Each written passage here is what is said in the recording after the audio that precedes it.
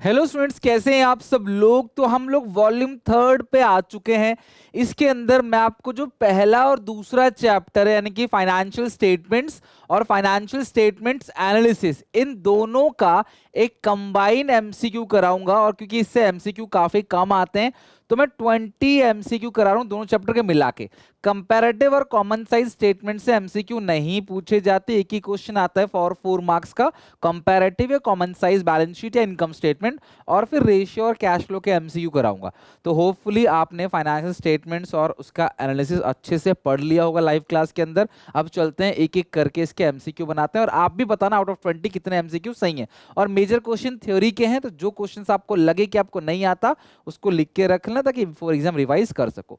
Start करते हैं। सबसे पहला question, Which of the following is a tool of analysis of financial statements? तो जो फाइनेंशियल स्टेटमेंट्स के टूल होते हैं वो कौन कौन से होते हैं?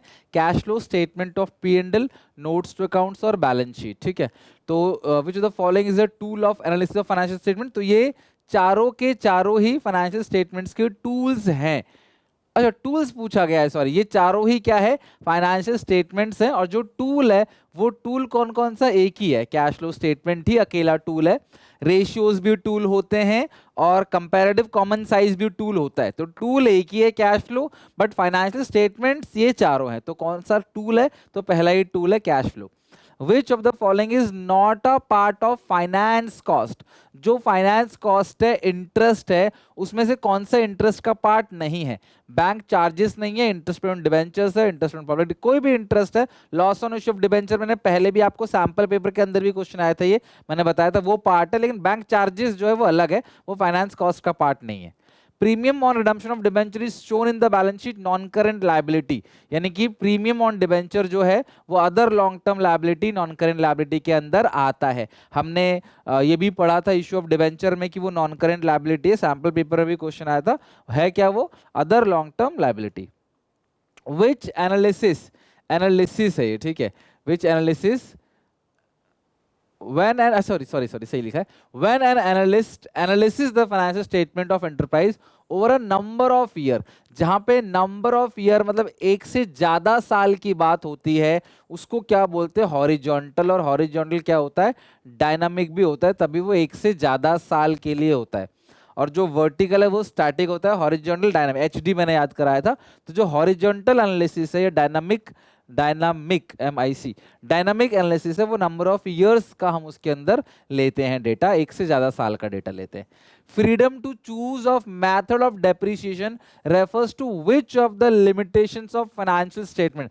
कोई भी मेथड चूज कर सकते हो, तो नॉट फ्री फ्रॉम बायस्ड। कोई मैनेजर कहता है, कोई अकाउंटेंट कहता है SLM से करो, कोई WDV से करो, तो ये क्योस होता है, नॉट फ्री फ्रॉम बायस। ये लिमिटेशंस है फाइनेंशियल स्टेटमेंट्स एनालिसिस का। 6 पे आते हैं।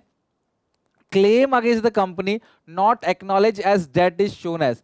वो क्लेम जो कंपनी एक्नॉलेज नहीं करती, स्वीकार नहीं करती, वो कौन सा क्लेम होता है? कैपिटल कमिटमेंट नहीं होता, नॉन करेंट लायबिलिटी क्लेम नहीं है, करंट लायबिलिटी नहीं है, वो कंटिंजेंट लायबिलिटी है। तो वो फुटनोट के अंदर आता है, इसीलिए बैलेंस शीट के अंदर कभी देखने को नहीं मिलेगा।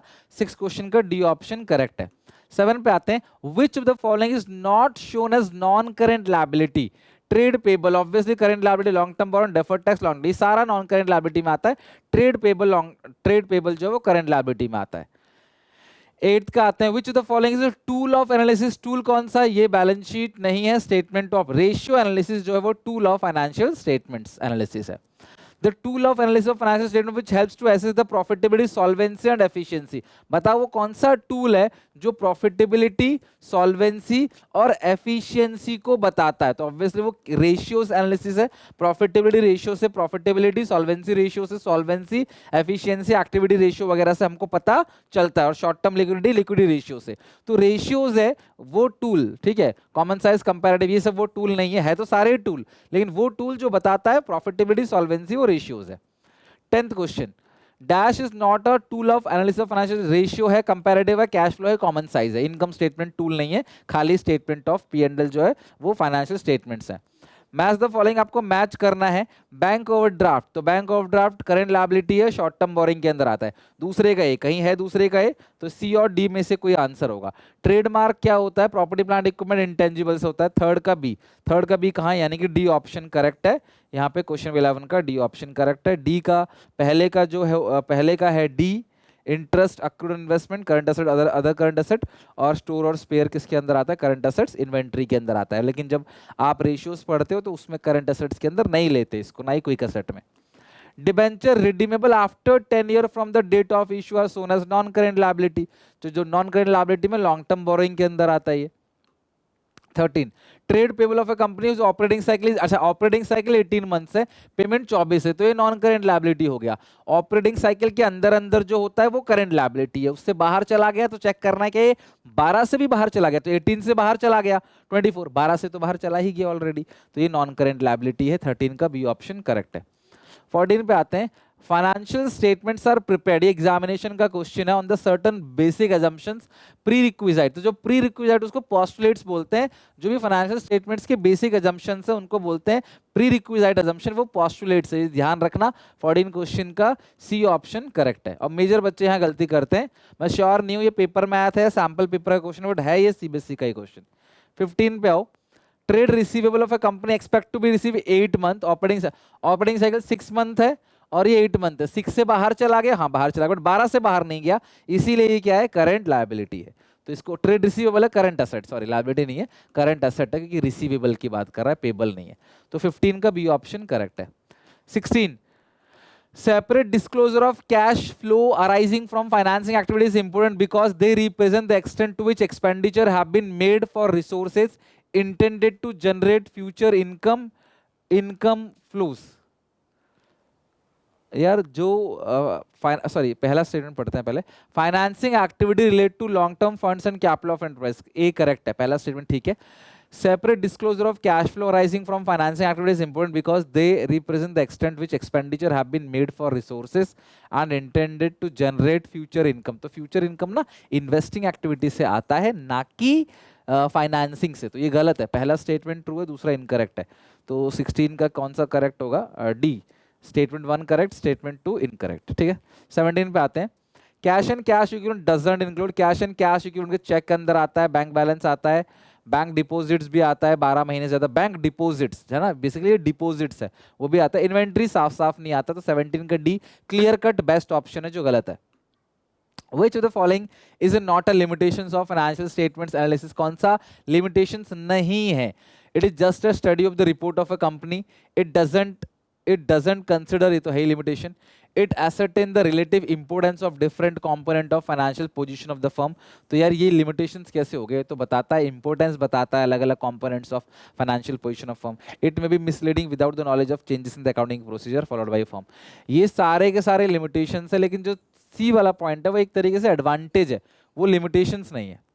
19 according to schedule 3 of Indian companies act which asset is shown as first entry. अच्छा फर्स्ट एंट्री किसकी करते हो? पहले एंट्री नॉन करेंट लायबिलिटी की दिखाते हो, नॉन करेंट एसेट्स की दिखाते हो।